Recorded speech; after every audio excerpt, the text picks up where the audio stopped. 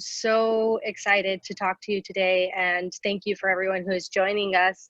So I have the pleasure of interviewing Crystal, founder and CEO of Ruby Love. So Crystal, where are you calling from today, firstly, and how are you doing? Yeah, so I'm in New York, located in Long Island, New York. That is where our corporate office is, our warehouse, our fulfillment center, everything except manufacturing is done in this building. Okay, fantastic. And we're going to start off with this really interesting conversation around getting to a Series A, which you have done, and is a huge milestone for a lot of startups, but in particular women. It's hard to fundraise, and I think right now is even trying times, and a lot of founders are wondering, when is the right time? What milestones do I have to reach? And so we're going to dig into a little bit of that. Before we do that, I would love to ask you, what is Ruby Love? Give us a small description of Ruby Love. Ruby Love is period apparel that allows you to do anything on your period. It opens up the conversation and the communication around being able to handle your period from puberty all the way through before you reach menopause. With our first period kits, we're doing that and opening up the communication and we're basically reinventing puberty. I absolutely love the thought of the period kits. When I found that, and it looks like a box of chocolates, as you said, everyone loves chocolates, but thinking back during my experience, I would have loved to get that and open up that conversation. So fabulous. When did you launch? Launched January of 2016, came up with the idea in 2015, September of 2015. Okay.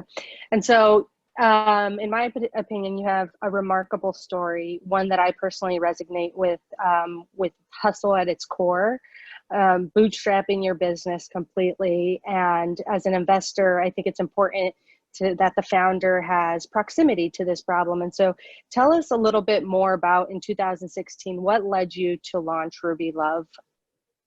Yeah, so in 2015, I came up with the idea of it. It was just out of my own pure frustration of dealing with a sanitary pad. I was unable to use tampons because my body would just reject it because I had PCOS. I was just aggravated. It really was just like pure aggravation. I didn't know anything about what I was going to do. I just knew that I needed to fix the problem for myself. So from September of 2015, all the way through December, I got the product together. I filed a patent. I did all of this within this short period of time now that I look at it, but it just seems like everything was just going so quick at that time. And then I launched and sold and shipped my first products out in January of 2016. Wow. Yeah. And you were doing all of this on your own when you started? Yes. Everything was just, it didn't feel like that at the time, but now that I look back at it, I'm like, I can't believe that I would do that. I literally used to be in my car. I live in New York, so I would go from every borough, in a big circle just to get back to Long Island, because I live in Long Island also. Yeah. And I would be in my car literally all day long, trying to get the products from my different manufacturers in New York, to get back home so that I don't miss the post office, don't miss FedEx, and answering emails. It's crazy now that I think about it, but back then it just felt like normal. It felt like completely normal at that time. And your background before starting Ruby Love was not in manufacturing or in startups. Tell us a little bit, because I think it's phenomenal that you were able to build this, and we'll get into some of the numbers in terms of growth, but your background was not in this area. In no type of way. I had a business background where I was running other people's business, where I was running their financial office. So I was a controller. Okay. I had no marketing, no nothing. Nothing at all, which is the reason why my husband thought I was insane, because he had his own business at the time, and he just thought I was completely insane, of leaving my 6-figure job to start it. And I just went cold turkey in it because I really believed in it for myself. I never thought it would get to the masses of what it is now, but I just believed in it at that moment. And honestly, I didn't do it for money at the time. I did it because I Mm-hmm. really just wanted to fix the problem until I started, I would say like around like the end of January is when I started realizing like, oh, wait, there are people out there like me, like when the sales started trickling in. Okay, fantastic. And so your story is one where you've also bootstrapped your business from the beginning. You put your own capital in, a lot of organic growth, especially in the beginning, which I think is really, really fantastic. And I'd love for you to just share a little bit. But you went from bootstrapping to raising over $15 million in venture funding. But I know it wasn't an easy journey in terms of, and it never is for many founders and female founders. Can you tell us a little bit about this fundraising journey? Yeah, so I definitely bootstrapped my company. The bootstrapping kind of was, bootstrapping is hard, like it's difficult. But I understood because I was a controller. So I Okay. always understood the business side of it. So I've always run my company like this big, huge corporation, still to this Mm, day. Like even when it was just like a one-woman show, like I literally I know how to run a business, which is the okay. most important. You have to understand the fundamentals of that in order to bootstrap. So that helped me, definitely. I didn't know anything else, but I did know that. So I knew like where to spend money. I knew Okay. where not to spend money. I knew what not to waste money on. And I knew what was important to a business, to get a business going. So bootstrapping it, I'll give you an example. Like I wouldn't waste money at that time of paying $7,000 to an IP attorney. So I Mm, decided to write my own patent. So I did research, and I researched that the patent office is in Virginia. okay. They help you for free. They cannot write your patent, but you can ask a million questions. I used to call there probably like 30 times a day. Around in like 2015, I like they probably knew my voice on the phone. Like every time I call. And then I realized like I was like tired of being put on hold. So I actually went to Virginia for Wow. a few weeks to move there so that I could just have access like to actually go in. I don't know what it is now because it was like 5 years ago. But at that time, I just went there so that I could get the help and answer the questions and pull other patents like to do it. And I filed my own patent at that time. Like I have an Wow. attorney now that has taken over for several Mm-hmm. patents because it just was like it's a lot, but you just have to be dedicated. And when you're dedicated to something, it doesn't actually really feel like dedication. It just feels like you're getting something done. And that was what I did. So I bootstrapped, so I was able to not waste money on certain things. Mm-hmm. Doing a logo, our first logo, because we were originally Panty Prop, Right. so our first logo was like $5 from Fiverr, like literally. Wow. Yeah, I did so much stuff. Oh my God. Growing the company, I realized like after figuring out, because one day I said to myself, like, I have to figure out, like, because I didn't understand like how to do advertising or anything like Mm-hmm. that. Mm-hmm. So I have to figure out a way to get people to know about the product. And if they know about the product, then they'll probably want it, since I wanted it. I know there's people aggravated such as me. So then I used to, at that time, give out information and I used to write blogs. And I actually wasn't writing them. Okay. I actually found and like the first probably 100 blogs that I did is literally from Fiverr too, for $5. I found one particular person that I liked that wasn't doing plagiarism because you have to watch out for Uh-huh. that too. Right. I learned that too at that time. Like with people plagiarizing, I figured out the way to like check to see if they're plagiarizing it. I had no idea what journalists go through like to get that done. But then I finally found someone on there that literally she would just do 2 blogs a week for me. So I paid $10 a week for blogs. Okay. Um, and I was just giving out information things that I would have wanted to know, things that Right. I wanted to give out to, like, just as a mom at that time, that I Mm-hmm. would want to find out for myself or my daughter, who also had a period, who also was a swimmer and things like that. So I would just give out information at that time. I found and know every single type of way, like to save money when you need to Okay. get to the next step. And that is the most important. Like I would fade out everything that I would see, like with my competitors or anything else. And I would just kill all of that noise and just focus only on what was important to get me to the next step, because I didn't raise money at that time. My biggest competitor, they had already had raised like $2.5 million, I think, at the time. And I just had savings, and that was it. And the last thing you want to do when you have a savings and you don't have another income is to spend it all. So you have to figure out like how to get to the next step. And that was how I figured out how to get to the next step. We actually never did any advertising until the first time we ever paid for any advertising was May 24th of 2018. So it's not even that long ago. Almost three whole years after launching. So everything was SEO, organic. Yep. Which is like, to an investor, that's beautiful. That's, that's magic to our ears. Phenomenal though, in terms of hearing how laser focused you were on the numbers in the business, because when investors are evaluating, that's also what we're looking at, the burn and things of that nature. How much money are you spending to acquire these customers? So I think it's really interesting.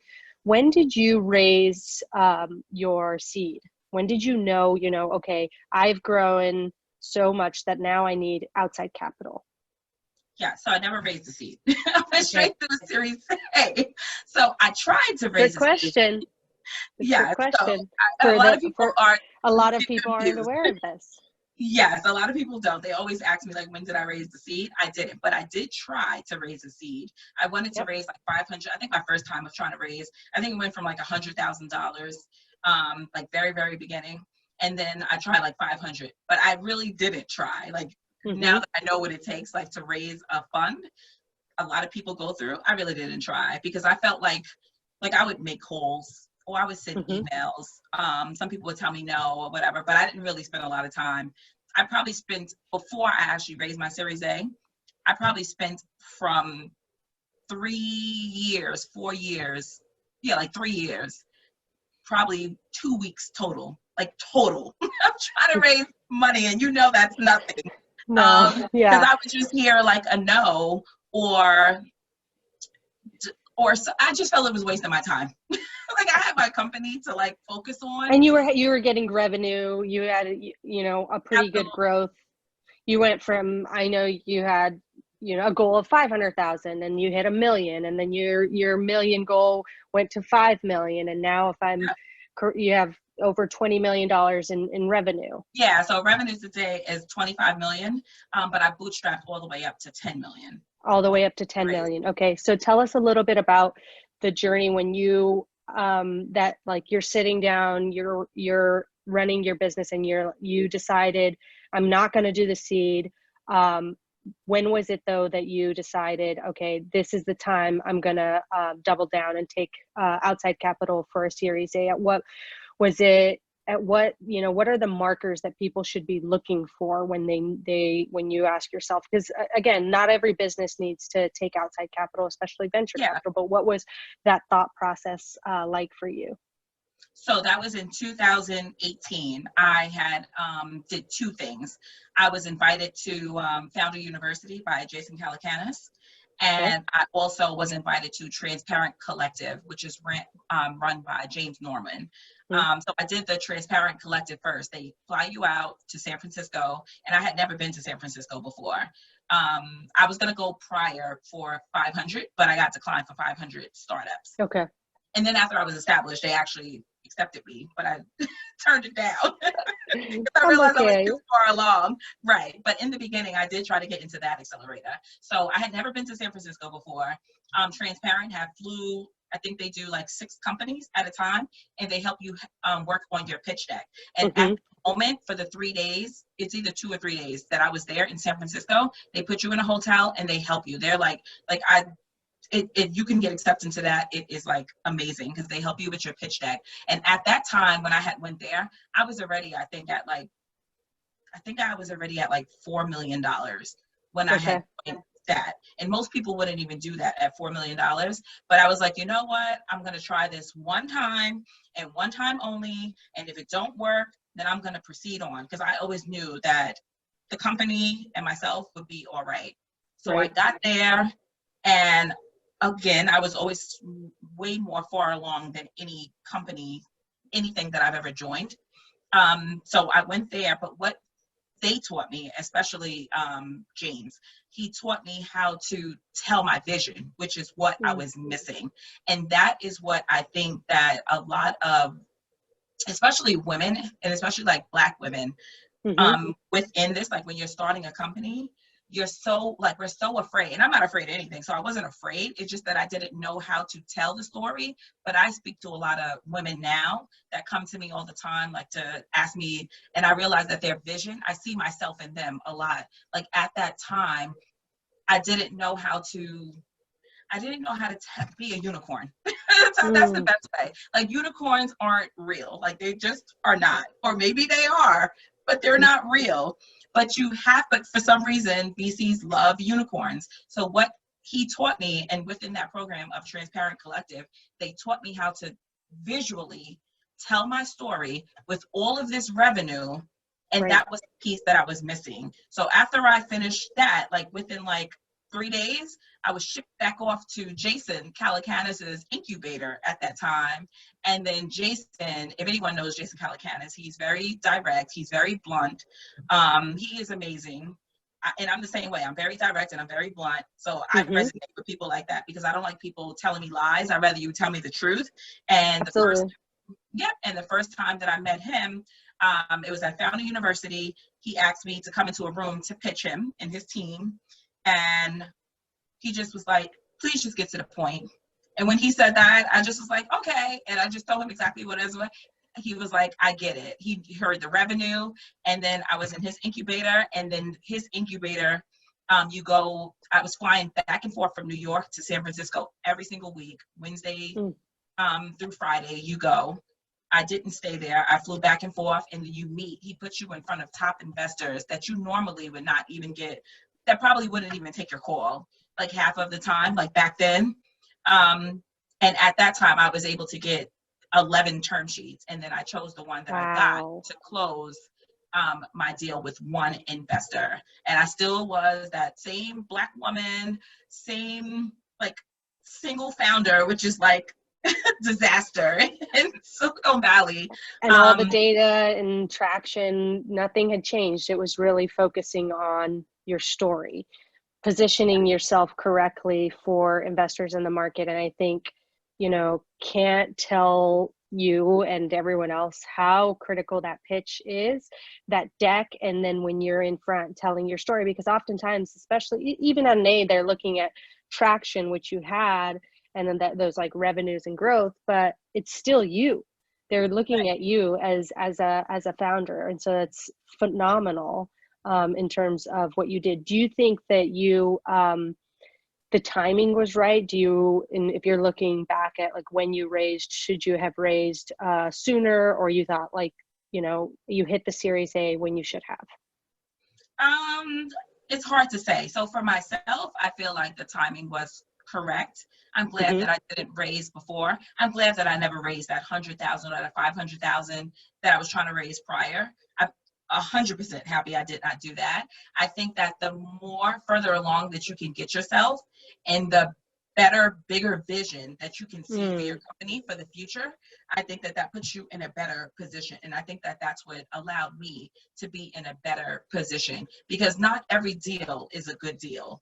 Like it's just not. And I think that people lose the vision that these are not your parents giving you money, like these are VCs giving you money, and it's a business deal and you are there to make money. And I think that's what I learned, like in the whole entire process of it, even before I raised any money, when I was told, sell your story, sell your company, and sell the vision, not the now, but the later on, and that's what will go good.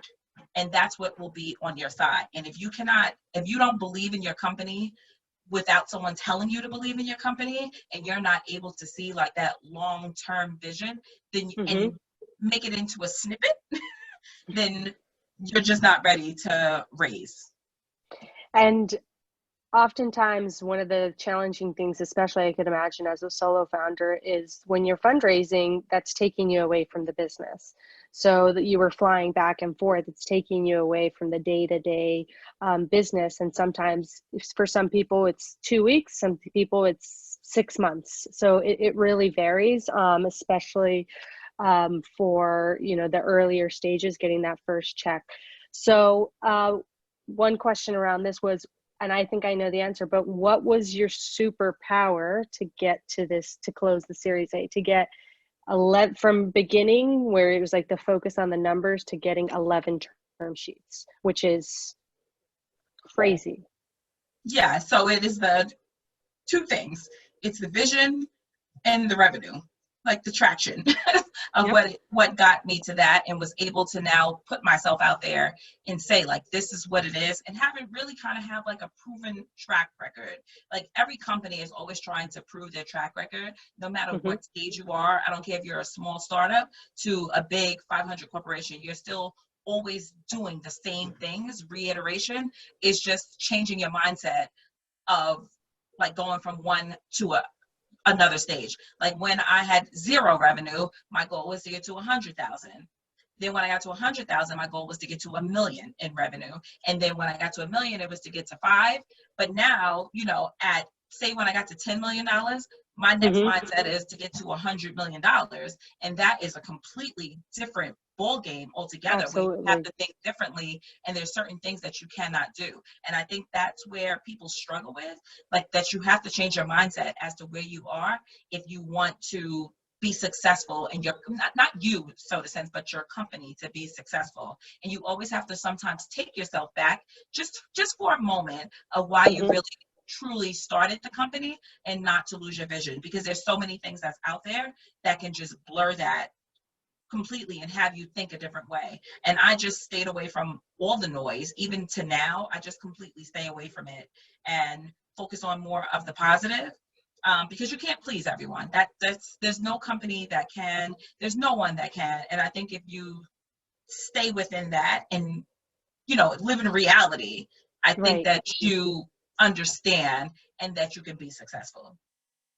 Fantastic. I want to answer this question before we get a little too far along. Somebody's asking if you had inventory first before sales, or did you make the sales then manufacture, for somebody who's just getting started? Both.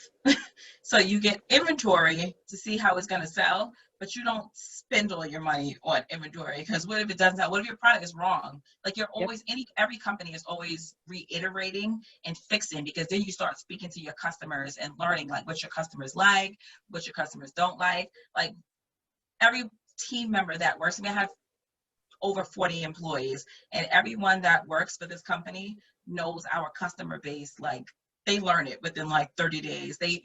We know like what the customer is going to say before they even say it out their mouth.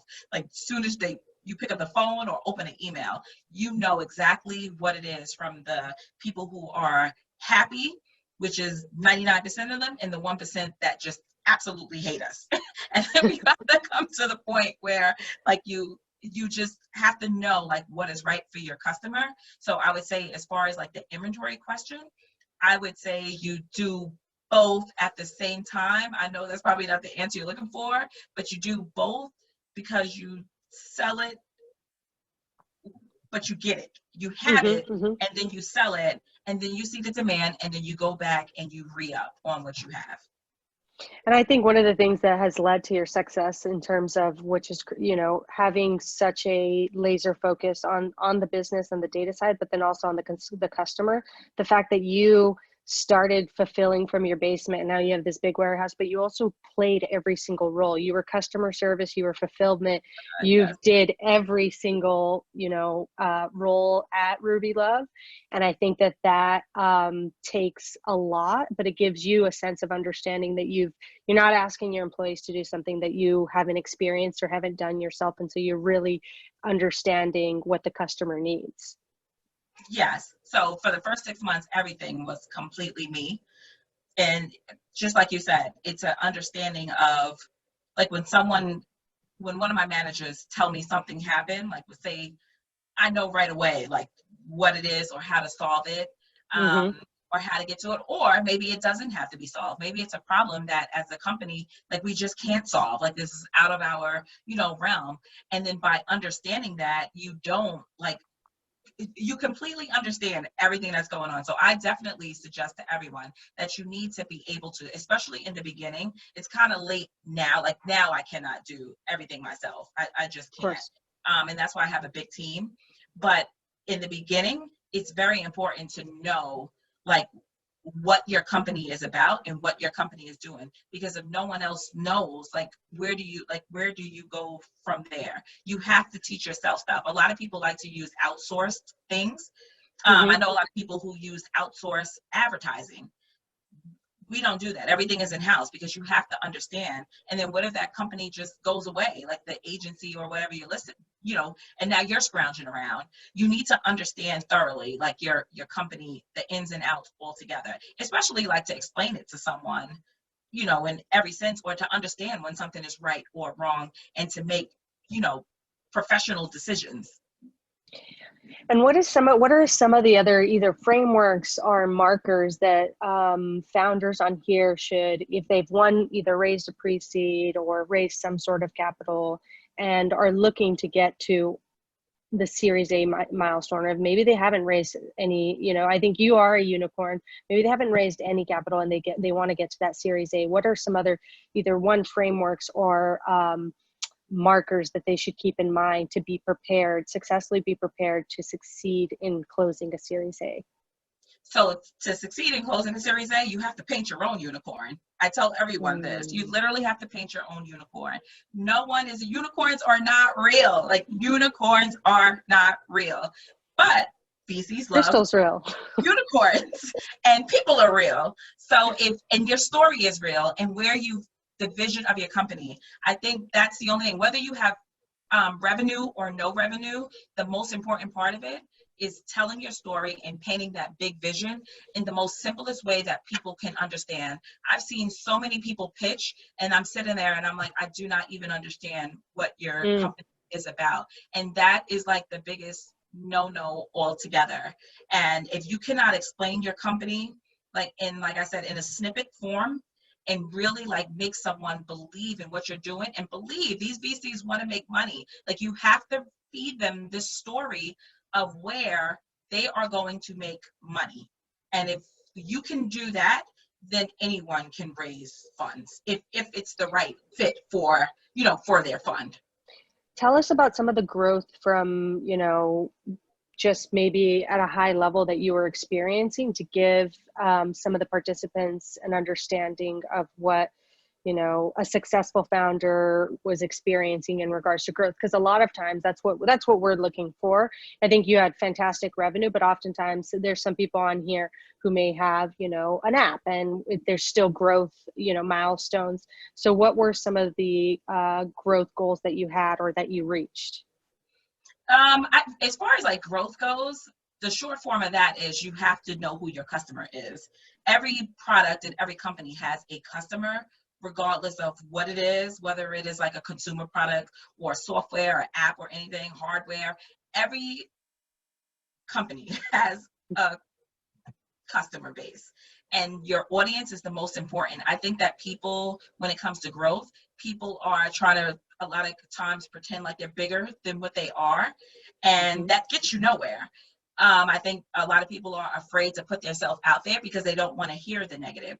We don't mind the negative here. I never did, because the negative allows you to figure out like what you need to fix in order to get to the next step of that growth. And I think people just need to put themselves out there and realize, like, if you're building a company, yes, it started with your idea, it started with your solution for the problem, but now you want to build it for the masses, and you need to hear the truth, and customers in your audience will give you the truth of what it is that they love and what it is that they hate.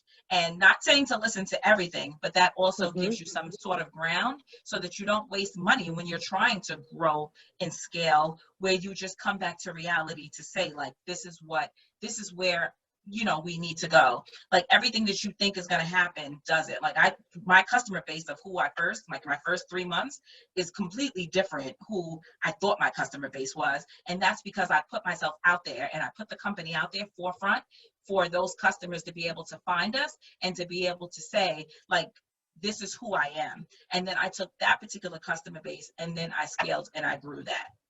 Okay. And it's no secret that, you know, there is inequity within the venture world, specifically within venture funding. And so, you know, less than 3% of venture capital goes to female founders. And then women of color are experiencing this inequity even more. And so 0.06% of venture funding since, I believe, 2009, and a bulk of that was in 2017, has gone to Black women-led startups. And so how has your identity played in your experience, either positive or negative, in regards to funding? Did you ever feel that your identity played, either aided in your success or challenged you along the way? I never thought of it that way, but if you think about like reality of it, I'm sure like, Mm-hmm. you know, a Black woman is like the elephant in the room. It's just like, you can't hide it. Like, I'm a Black woman, and that's just it. There are still, I feel, a lot of people who will not give Black women a chance. But I think that we should just ignore that and just be better, and it will just come. You can't force someone to do something. The only thing you could do is to force yourself to do and to be better. And that is what I did. I saw where like when I was growing my company and when I wanted to raise funds, I was Mm-hmm. told like where I was lacking. Yes, you have all of this traction, all of this revenue, but where I was lacking at was really like telling that big vision of, you know, my company. And like I said, I'm not afraid to do anything. It just was my personality. I was a business person. Business people are very private. I'm a very private person. I'm not even on social media. I think I have like a Twitter. I probably go on there probably once a month. I'm not a social media person at all. So I try to like keep myself away from those things. And I Mm-hmm. think that not being able to just from seeing other people, like let's take like a white guy that Mm-hmm. is, you know, raising a fund. I saw this guy. This is like a true story. I saw him like tell the story. This is like in 2016, like at the end of it. We were both there pitching, and he told the story like his company. I'm sitting there like, this is like the biggest piece of crap I've ever seen in my life. But at the end of his pitch, I like really truly believe like, oh my God, like he is really gonna take this. He's gonna really take like this shoelace and make it like the best. It wasn't a shoelace. I won't say what his Yeah, company yeah. is not around anymore, but because I was watching it, I've been watching it for years. But I'm gonna take this shoelace and I am going to, you know, save the world with this shoelace. And at the end of his pitch, it really made me believe that he's gonna take that shoelace and save the world Mm. with that shoelace. And that was the difference. I think that a lot of women and Black women, we're afraid to like, because you're going to think we're a liar, or you're going to think, oh, we're trying to appease to you, when instead of just coming out and saying like, listen, this is what it is and this is what the future is, and I believe in this, and making you believe in it too. And I think that that's what Black women just need to do. And you can't change anyone's mind who is either racist or biased. Like it doesn't matter what you say or have. Mm-hmm. um you know, everybody's just not for you. Ignore those and go on to the ones that are going to say yes, or the ones that are interested in making money. VCs love to make money. So sometimes money overcomes racism. And if you show them, this is what I'm going to do, you know, then they're willing to invest. But who wants to really like have an investment from somebody who's racist against Black people, Mexican people, Asian people? Like, do you really want their money? I know I Right. don't. Right. No, 100%. I agree. And in particular, so not only were you raising money in this time where female founders are, you know, having disproportionately difficult times, you also are in an industry, you know, 80% of venture capitalists are white men, and you're building a femtech company, and femtech is growing. It's, you know, going to be a $50 billion business by 2025, and you are selling period products. How is that pitching this grand vision of what your business is to, I would imagine, you know, predominantly male led audience? Yeah, so when I was pitching it, especially like in Jason Calacanis's like incubator, every week we would pitch like to these big investors. He thinks it's funny because he used to see like them get uncomfortable. But like if you put periods and money together, like the period goes out of the out of the way. And my goal, my whole saying is if there's no period, there's no people. So like, that's true. Yeah. It is what it is. Like, it's not going away. It's something that we deal with every single month for decades on end. And when you put the money in front of the VC, because VCs love to make money, if you show them how they are going to become wealthy and they're going to make money,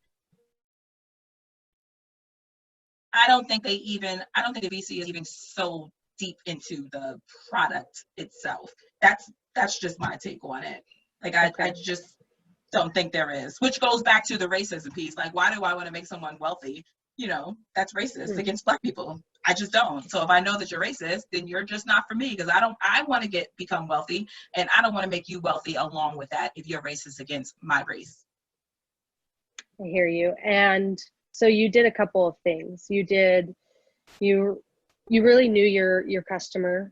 You really knew the business, and I think that aids into the background that you had, the financial background that you had, and so you knew the numbers, and you were, managing your spend, great growth and traction. And you also took advantage of two things. You said accelerator, like an accelerator program and an incubator program.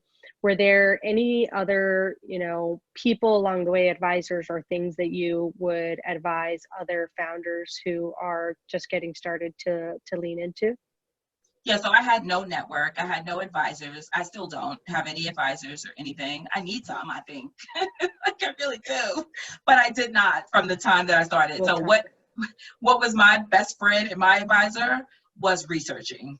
Everything that I wanted to do before I did it and pulled the trigger, I would just research it thoroughly, even down to SEO. I had no idea what SEO even stood for when I first launched, but I knew that I didn't want to spend a ton of money on advertising. So I just researched the hell out of SEO, and that's how I figured out, like, oh, wow, I can give information and people can find it for free, and then they'll come into my website and I'll make a link so that they can come in and purchase what they're looking for.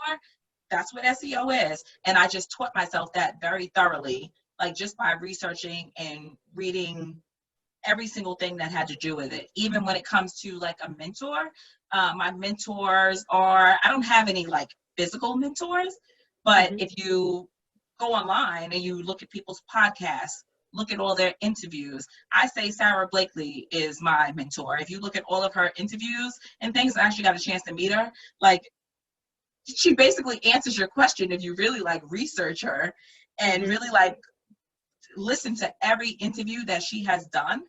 That's who, like, I have silent mentors that they don't even know, is my mentor.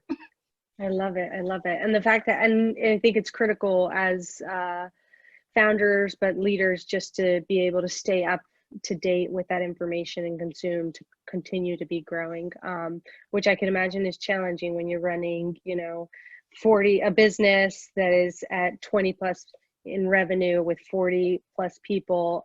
It's hard to make time for that, but you're clearly doing it. Any other advice that you have for founders as they think about scaling in particular? Just to know your audience, because you don't want to waste money and time on things that are not going to bring back in revenue. And I think that's the most important, is that just people just rush out with a product and they really don't know their audience. I think learning your audience is the most important. I say that every time I speak to someone or anywhere, like, learning your audience, that's what is going to get you. And just that one audience, which is just that onion, and then you can go with them outside of that onion of that one audience. And that's how you scale. And in particular, as people are fundraising through, I would say, even more uncertain times, I know that you went out on the fundraising for a little, like the kind of road for a little bit, and then you decided, no, I'm going to come back and just concentrate on the business. But advice on how people can approach investors? Just be direct. Like, email them for anyone who's going to take your email. Like I said, focus on the people who are going to say yes, who are welcoming. Yes. in that way. And when I say yes, I don't mean so much of, yes, I'm going to give you money, because it takes a second to get there and to, you know, build that relationship and to get there. But people that are not ignoring you. And you kind of know who it is. Sometimes people push people who are ignoring them, and it's like they're ignoring you. Like they're ignoring you. They're not interested. And I just know that if you're dealing with angels or VCs, like if they are interested, they are going to find you. They are going to answer you. But if you're emailing somebody like over like 6 months and they're ignoring you, like that is not the person for you. Just take that as a simple no. That's fantastic. I want to give a quick time check. We have a couple of questions coming in, Marianne. Yes, yes. So I know there's so many great questions and so many great comments, but we'll take one question and something that just came up. What's next for you, Ruby Love, Crystal? Product expansion, subscriptions. How do you plan to reach 100 mil? What does that look like for you? And we'll close out with that question from the audience. Yeah, so what is next is going outside of that onion of our audience and launching things that are within that, which is in our projection and our vision. And it's basically taking that one audience, as I described, and making it blossom. Nice, nice. And then there was one question on the 2 accelerator programs that you did. It was one. It was one. Okay. It wasn't actually an accelerator at the time. I think he's changed it into an accelerator. It was actually an incubator. Oh, incubator. What was the name of the It was Jason Calacanis's. It's Launch. Okay, Launch. I think it's an accelerator now, but when I was in it, it wasn't an accelerator. It was considered an incubator. Got it, got it. And that brings us to time, but Adrianna, last words? This has been phenomenal, Crystal. I really appreciate your candidness. For those who have not already visited rubylove.com, your friends, you, mothers, kids, your leak-proof underwear, take a visit there. And thank you again, Crystal, for all the great advice that you shared today. Thank you. Thank you for having me. Yes, yes. Thank you so all much. Reyes and Marianne. Of course. Such great questions. We will have this recording posted on the website, and we are we will be having a post feedback survey. So if you all could take that, we would love to hear your feedback. There's some great questions, and we want to make sure we capture them in future events.